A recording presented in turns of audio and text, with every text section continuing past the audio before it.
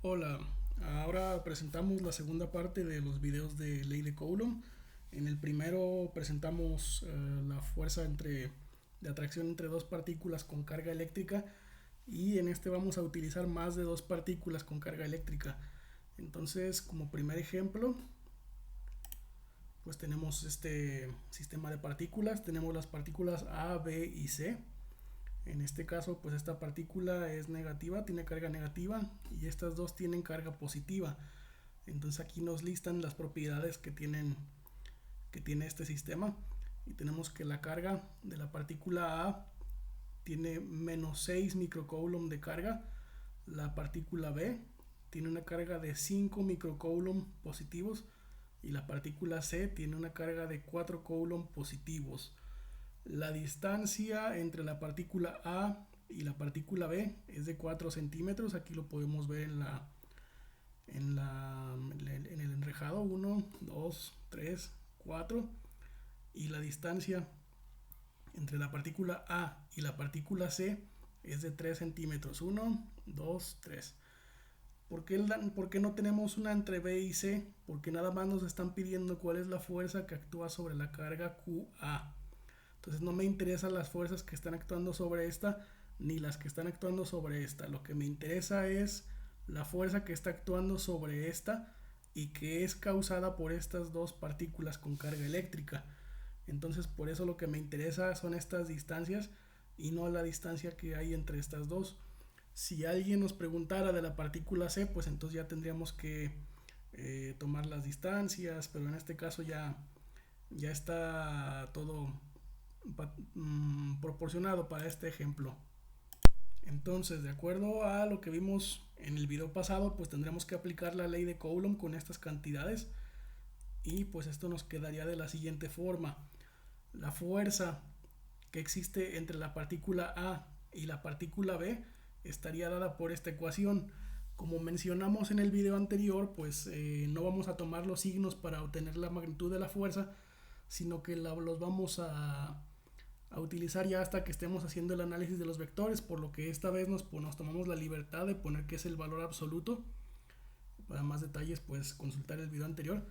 Y pues tendríamos la constante K, ya vimos que era 8.99 por 10 a la 9, o puede redondearse en 8.98, es lo mismo, no hay mucha diferencia.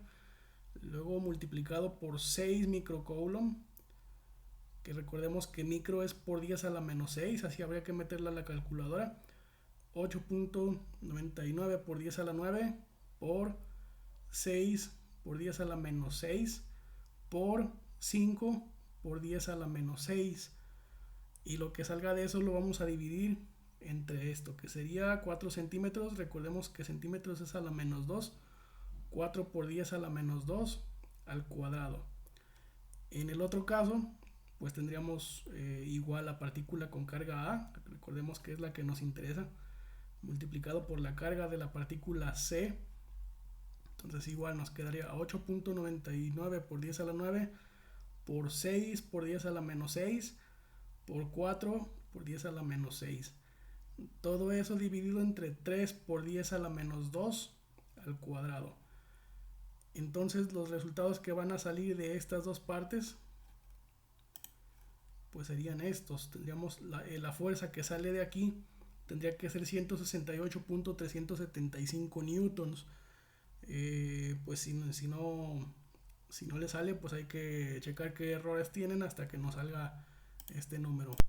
En el otro caso, cuando realizamos esta operación, nos va a dar esta cantidad.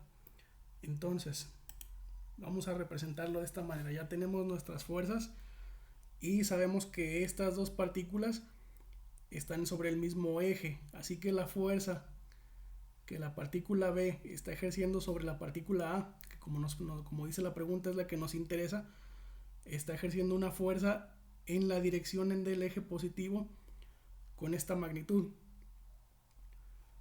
Y la otra partícula también está ejerciendo una fuerza de atracción porque los signos son diferentes y está ejerciendo una fuerza también en la dirección positiva del eje, en este caso del eje J. Entonces pues las dos fuerzas tendrían que ser positivas porque están siendo en dirección al eje positivo, Y pues aquí ya nada más nos restaría escribir y J, porque pues están en ejes distintos. Si estuvieran en el mismo eje, pues tendrían I e I o J, J. Entonces, sabemos que estas dos partículas están atrayendo a esta al mismo tiempo. Entonces, como están sobre los ejes, son fuerzas perpendiculares y pues por lo tanto esta fuerza de color azul y esta de color morado se están comportando como si fueran los componentes de un vector, ya que son perpendiculares entre sí. Y entonces como actúan al mismo tiempo, esta jalaría esta partícula hacia allá y al mismo tiempo esta hacia acá.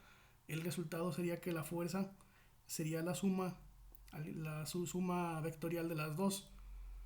Entonces pues tendríamos que este vector total, ya aquí lo tenemos ya en una notación descrito como vector, con sus dos componentes, un componente en I y un componente en J.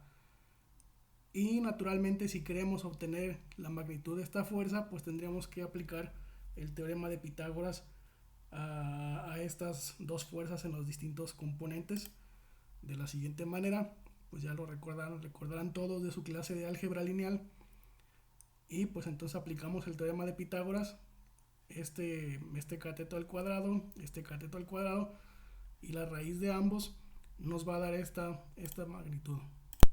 292.735 sería la magnitud total de esta fuerza. Y pues naturalmente también, como todo vector, pues también sabemos que la característica principal del vector es que tiene magnitud, pero también tiene una dirección. Entonces pues podríamos calcular este ángulo que existe.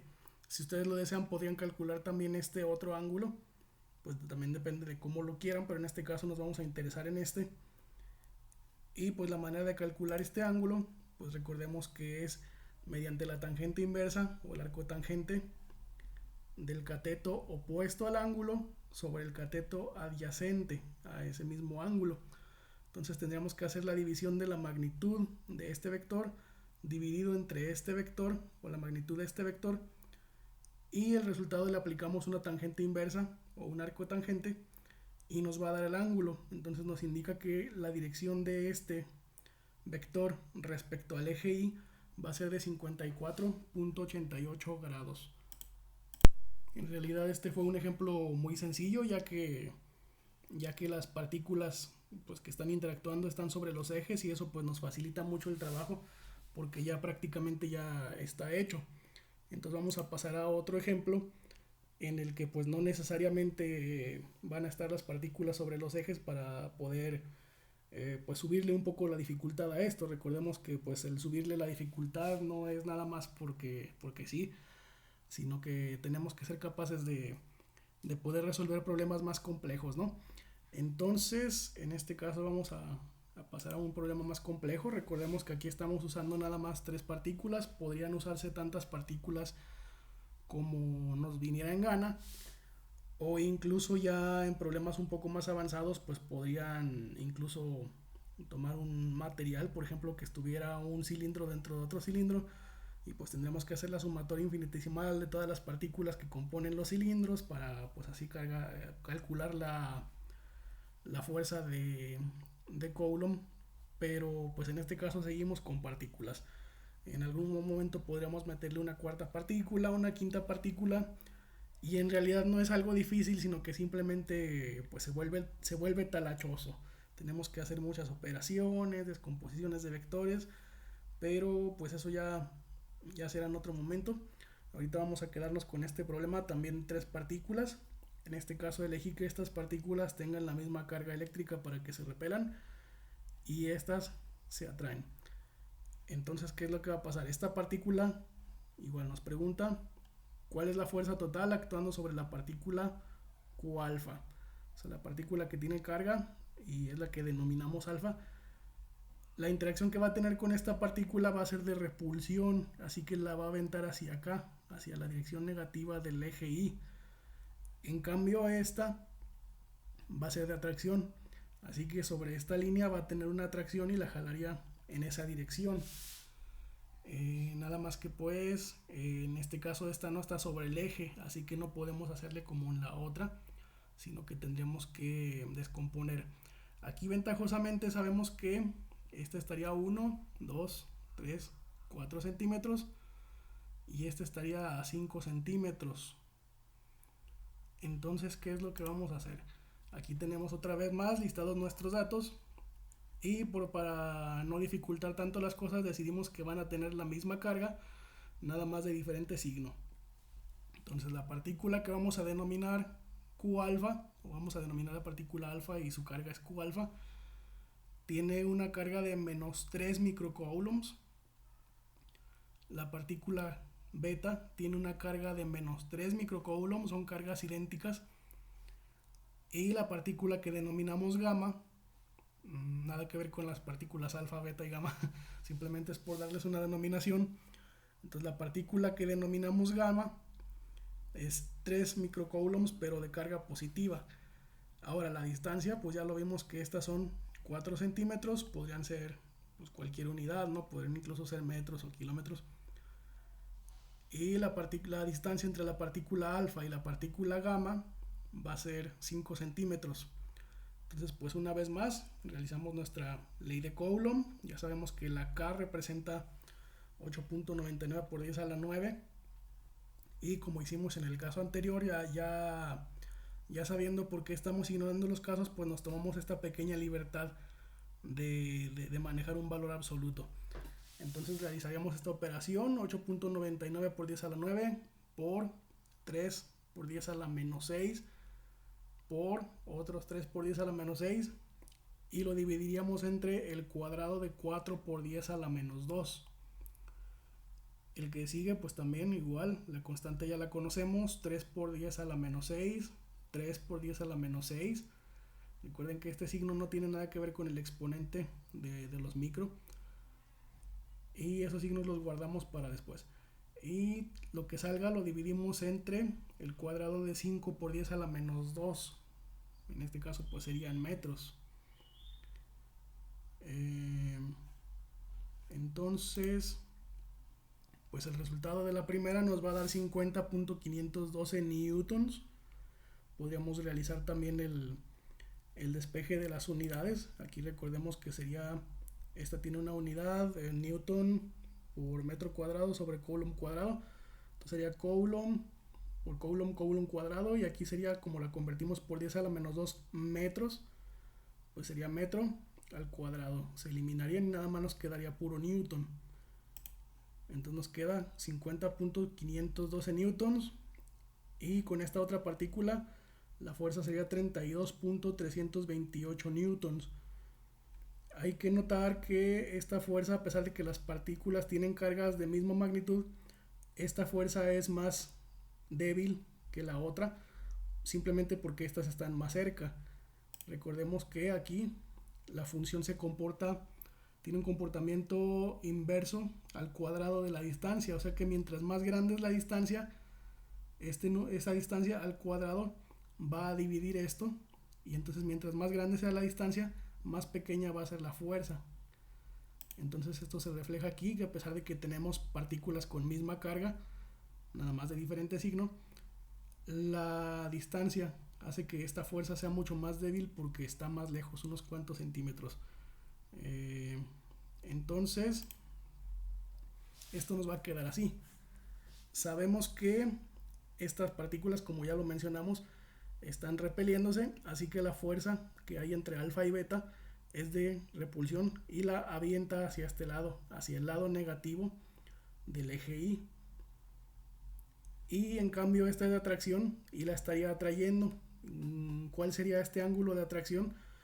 Pues tendría que ser en línea recta respecto a la partícula, por lo que podríamos sacar el ángulo usando las componentes de la distancia. Ya sabíamos que eran 5 centímetros, pero pues podemos ver claramente que los componentes de ese vector de distancia 5 centímetros serían 4 centímetros en el eje Y y 3 centímetros en el eje J. Recordemos también que en nuestra clase de álgebra lineal nos dijeron que el ángulo era la tangente inversa del cateto opuesto sobre el adyacente. Entonces yo tomo estos 3 centímetros sobre 4 centímetros, lo que salga le saco tangente inversa y me va a dar aproximadamente 36.87 grados.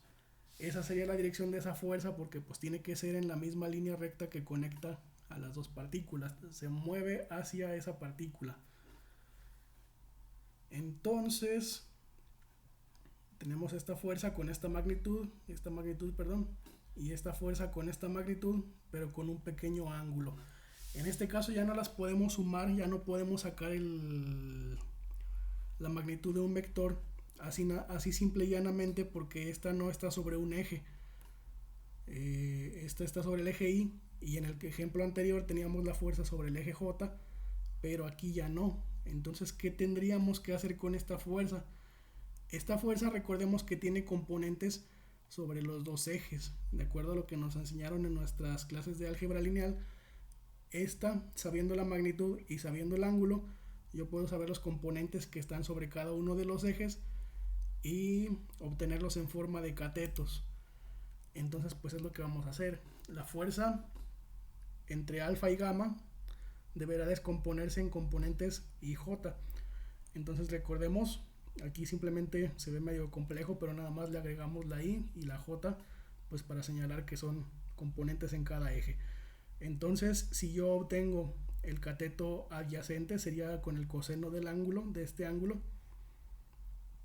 Tendría que la componente en el eje Y de esta fuerza sería la magnitud de la fuerza multiplicadas por el coseno del ángulo. El ángulo ya lo mencionamos, ya en la diapositiva anterior lo sacamos, y pues lo sacamos basados en la línea sobre la que están las dos partículas. Para obtener el cateto opuesto, pues lo haríamos con el seno del ángulo y pues con la magnitud de la fuerza. En este caso la fuerza de color naranja multiplicada con el seno del ángulo, los 36.87 grados, nos va a dar el componente J de la misma fuerza. Entonces pues aquí ya nada más sustituimos los datos. La magnitud de esta fuerza son los 32.328 newtons que sacamos antes, aquí los teníamos, multiplicado por el coseno de 36.87, y nos da un resultado de 25.86 newtons en dirección J. Hacemos lo mismo en el eje, en dirección Y. Ahora hacemos lo mismo en dirección J, la magnitud, seno del ángulo, y nos da 19.396 newtons en dirección J. Ahora sí. Entonces, ¿qué es lo que nos resta hacer? En resumen, tenemos que la fuerza desde alfa hasta beta no la tuvimos que descomponer porque estaba sobre el mismo eje ya, pero la fuerza de entre alfa y gamma la descomponemos pues en un componente I y en un componente J. Aquí ya no pusimos la fuerza naranja porque pues ya está descompuesta en esta gris y esta roja, sus componentes, y entonces lo que nos resta ahora sí sería hacer la suma de los vectores. Voy a sumar los que están en I con los que están en I, y los que están en J con los que están en J. Entonces nuestra suma de fuerzas en el eje Y pues sería esta fuerza que está acá. Ahora sí tomamos en cuenta que esta era una fuerza de atracción con la fuerza naranja que estaba acá. Entonces su dirección es en el eje positivo de la Y, y entonces una fuerza positiva. La otra una fuerza de repulsión y me la aventaba hacia este lado, entonces va hacia la dirección negativa del eje Y. Entonces va a ser menos la fuerza que existe entre estas dos partículas. Entonces esta positiva porque va hacia acá, la otra negativa porque va hacia allá. Eso es lo que nos da importancia de los signos, no a la hora de sacar la magnitud, sino a la hora de hacer el análisis de los vectores. El resultado pues simplemente sustituimos 25.86 newtons que teníamos en la diapositiva anterior, aquí están, y le restamos la magnitud de esta fuerza que estaba otras diapositivas más arriba. Como resultado tenemos, si se fijan, esta es más grande, como resultado tenemos una fuerza negativa, menos 24.652 en el eje Y, resultado de la suma de esta morada y de esta gris. En el eje J solo hay una fuerza. Como esta ya estaba sobre el eje Y, no tiene ningún componente en el eje J, y entonces no hay con qué sumarla. Esta es la única que vamos a tener. Sería esta fuerza de color rojo, que es la fuerza entre alfa y gamma en el eje J, sumada con nada más. Si hubiera otro componente, pues lo sumamos de la misma manera que hicimos aquí. Y entonces el resultado de las fuerzas en J sería 19.396. Como va hacia arriba, es positivo. Si fuera hacia abajo, sería negativo. Entonces aquí tenemos que ponerle más 19.396 newtons en el eje J. Entonces el resultado de esta fuerza lo pusimos de color azul para diferenciarlo, y el otro sigue en rojo. Y pasamos a la siguiente. Esto sería lo que nos quedaría. Como dijimos, este era negativo, señal de que es hacia acá. Y pues este es positivo, señal de que es hacia arriba. Entonces este es el resultado de haber descompuesto la fuerza naranja y sumarla con la fuerza morada.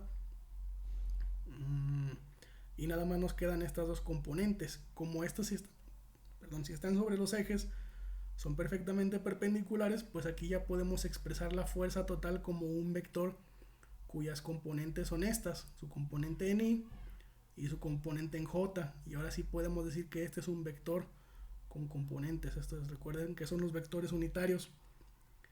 Y este sería ya nuestro resultado final. Sería un resultado válido, pero si nos piden la magnitud de este vector, pues igual accedemos a él utilizando el teorema de Pitágoras. Y recordemos que también podríamos sacar un ángulo. En este caso sería el ángulo respecto al eje, el eje Y.